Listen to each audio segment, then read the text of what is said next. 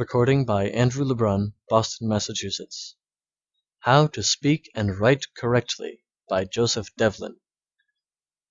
Chapter 12. Writing for Newspapers. Qualification, Appropriate Subjects, Directions. The newspaper nowadays goes into every home in the land. What was formerly regarded as a luxury is now looked upon as a necessity. No matter how poor the individual, he is not too poor to afford a penny to learn not only what is taking place around him in his own immediate vicinity, but also what is happening in every quarter of the globe. The laborer on the street can be as well posted on the news of the day as the banker in his office. Through the newspaper he can feel the pulse of the country and find whether its vitality is increasing or diminishing. He can read the signs of the times and scan the political horizon for what concerns his own interests. The doings of foreign countries are spread before him, and he can see at a glance the occurrences in the remotest corners of the earth.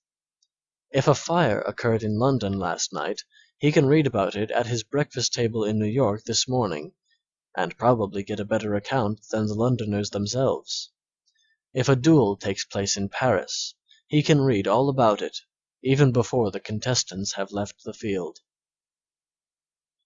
There are upwards of 3,000 daily newspapers in the United States, more than 2,000 of which are published in towns containing less than 100,000 inhabitants. In fact, many places of less than 10,000 population can boast the publishing of a daily newspaper. There are more than 15,000 weeklies published. Some of the so-called country papers wield quite an influence in their localities, and even outside, and are money-making agencies for their owners and those connected with them, both by way of circulation and advertisements.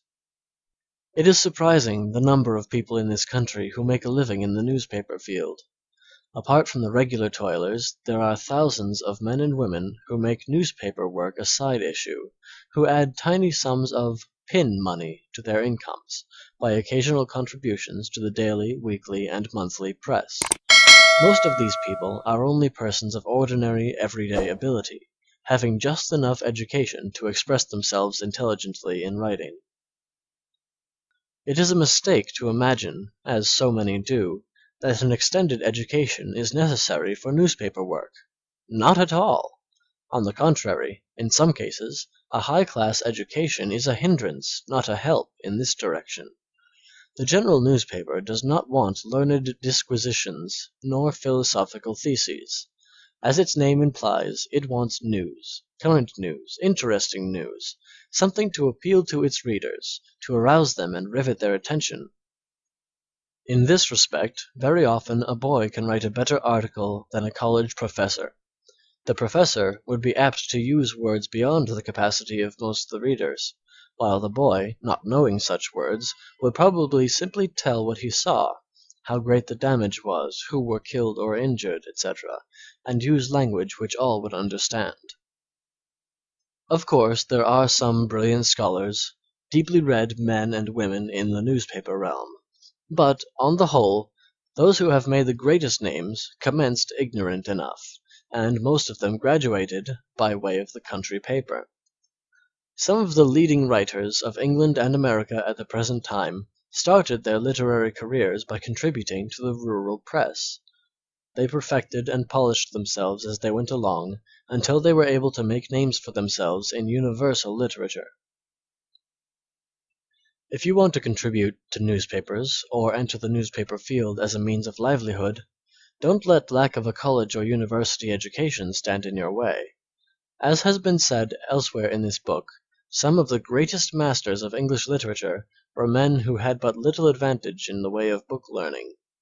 Shakespeare, Bunyan, Burns, and scores of others, who have left their names indelibly inscribed on the tablets of fame, had little to boast in the way of book education, but they had what is popularly known as horse sense, and a good working knowledge of the world. In other words, they understood human nature, and were natural themselves. Shakespeare understood mankind because he was himself a man. Hence he has portrayed the feelings, the emotions, the passions with a master's touch, delineating the king in his place as true to nature as he has done the peasant in his hut.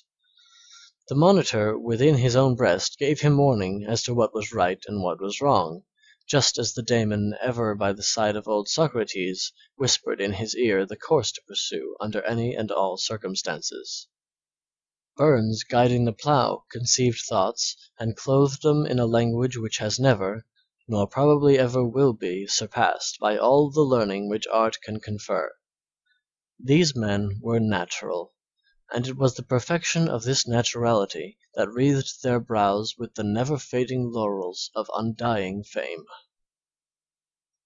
If you would essay to write for the newspaper, you must be natural, and express yourself in your accustomed way, without putting on airs or frills. You must not ape ornaments and indulge in bombast or rhodomontade, which stamp a writer as not only superficial, but silly. There is no room for such in the everyday newspaper. It wants facts stated in plain, unvarnished, unadorned language. True, you should read the best authors and, as far as possible, imitate their style, but don't try to literally copy them. Be yourself on every occasion, no one else. Not like Homer would I write, not like Dante if I might, not like Shakespeare at his best, not like Goethe or the rest. Like myself, however small, like myself or not at all. Put yourself in the place of the reader, and write what will interest yourself, and in such a way that your language will appeal to your own ideas of the fitness of things. You belong to the great commonplace majority. Therefore, don't forget that in writing for the newspapers you are writing for that majority, and not for the learned and aesthetic minority. Remember, you are writing for the man on the street and in the street car. You want to interest him, to compel him to read what you have to say. He does not want a display of learning. He wants news about something which concerns himself, and you must tell it to him in a plain, simple manner, just as you would do if you were face to face with him. What can you write about? Why, about anything that will constitute current news, some leading event of the day, anything that will appeal to the readers of the paper to which you wish to submit it. No matter in what locality you may live, however backward it may be, you can always find something of genuine human interest to others. If there is no news happening, write of something that appeals to yourself. We are all constituted alike, and the chances are that what will interest you will interest others. Descriptions of adventure are generally acceptable. Tell of a fox hunt, or a badger hunt, or a bear chase. If there is any important manufacturing plant in your neighborhood, describe it, and, if possible, get photographs, for photography plays a very important part in the news items of today. If a great man lives near you, one whose name is on the tip of every tongue, go and get an interview with him, obtain his views on the public questions of the day, describe his home life and his surroundings, and how he spends his time. Try and strike something germane to the moment, something that stands out prominently in the limelight of the passing show. If a noted personage, some famous man or woman, is visiting the country, it is a good time to write up the place from which he or she comes, and the record he or she has made there. For instance, it was opportune to write of Sulu and the little Pacific archipelago during the Sultan's trip through the country. If an attempt is made to blow up an American battleship, say, in the harbor of Apia in Samoa, it affords a chance to write about Samoa and Robert Louis Stevenson. When Manuel was hurled from the throne of Portugal, it was a ripe time to write of Portugal and Portuguese affairs. If any great occurrence is taking place in a foreign country, such as the crowning of a king or the dethronement of a monarch, it is a good time to write up the history of the country and describe the events leading up to the main issue. When a particularly savage outbreak occurs amongst wild tribes in the dependencies, such as a rising of the Manobos in the Philippines, it is opportune to write of such tribes and their surroundings, and the causes leading up to the revolt. Be constantly on the lookout for something that will suit the passing hour. Read the daily papers, and probably in some obscure corner you may find something that will serve you as a foundation for a good article, something, at least, that will give you a clue. Be circumspect in your selection of a paper to which to submit your copy. Know the tone and general import of the paper, its social leanings and political affiliations, also its religious sentiments, and, in fact, all the particulars you can regarding it. It would be injudicious for you to send an article on a prize fight to a religious paper, or, vice versa, an account of a church meeting to the editor of a sporting sheet. If you get your copy back, don't be disappointed, nor yet disheartened.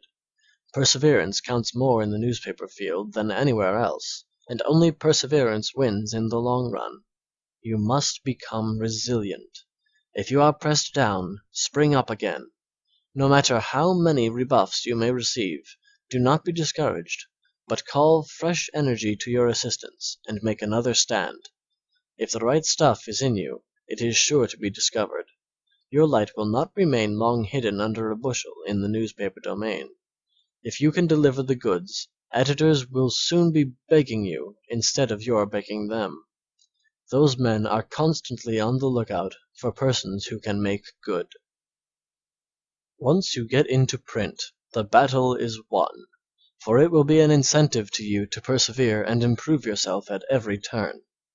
Go over everything you write, cut and slash and prune until you get it into as perfect form as possible.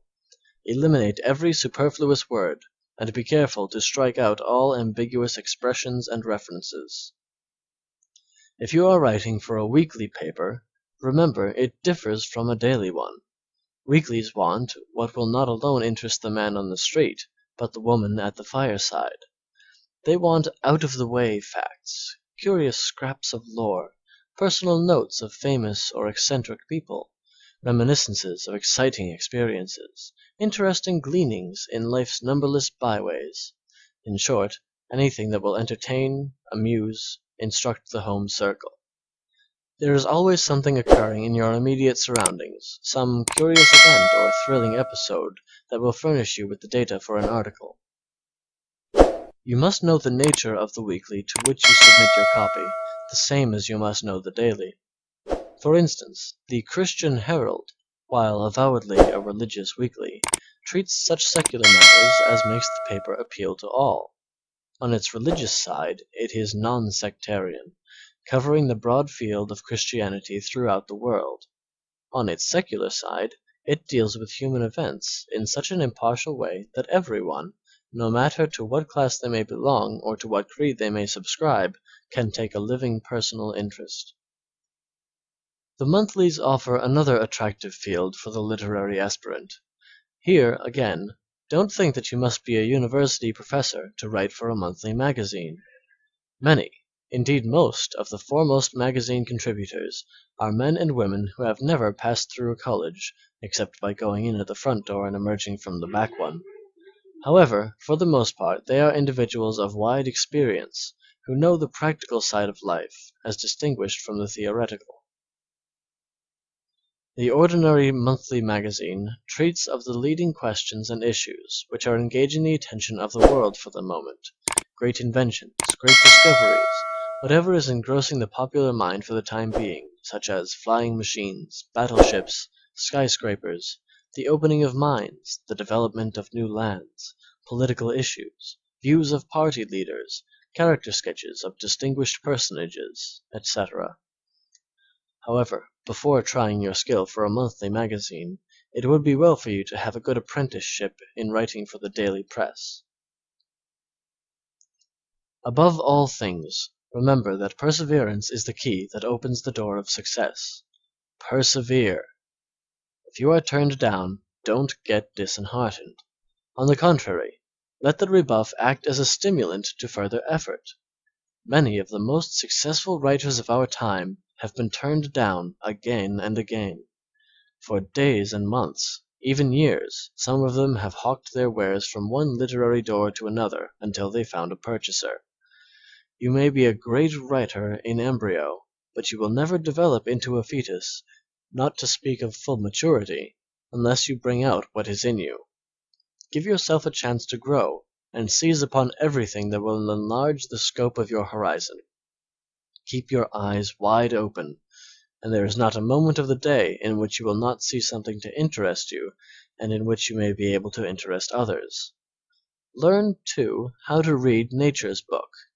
There's a lesson in everything, in the stones, the grass, the trees, the babbling brooks, and the singing birds. Interpret the lesson for yourself, then teach it to others. Always be in earnest in your writing. Go about it in a determined kind of way. Don't be faint-hearted or backward. Be brave, and evermore be brave. On the wide tented field in the battle of life, with an army of millions before you, like a hero of old gird your soul for the strife, and let not the foeman tramp o'er you. Act like a soldier, and proudly rush on, the most valiant in bravery's van. With keen flashing sword cut your way to the front, and show to the world you're a man. If you are of the masculine gender, be a man in all things, in the highest and best acceptation of the word. That is the noblest title you can boast, higher far than that of earl or duke, emperor or king. In the same way, womanhood is the grandest crown the feminine head can wear. When the world frowns on you, and everything seems to go wrong, possess your soul in patience, and hope for the dawn of a brighter day. It will come. The sun is always shining behind the darkest clouds. When you get your manuscripts back again and again, don't despair, nor think the editor cruel and unkind. He too has troubles of his own. Keep up your spirits until you have made the final test and put your talents to a last analysis. Then, if you find you cannot get into print, be sure that newspaper writing or literary work is not your forte, and turn to something else. If nothing better presents itself, try shoemaking or digging ditches. Remember, honest labor, no matter how humble, is ever dignified. If you are a woman, throw aside the pen, sit down and darn your brother's, your father's, or your husband's socks, or put on a calico apron, take soap and water and scrub the floor. No matter who you are, do something useful. That old sophistry about the world owing you a living has been exploded long ago. The world does not owe you a living, but you owe it servitude, and if you do not pay the debt, you are not serving the purpose of an all-wise Providence, and filling the place for which you were created. It is for you to serve the world, to make it better, brighter, higher, holier, grander, nobler, richer, for your having lived in it.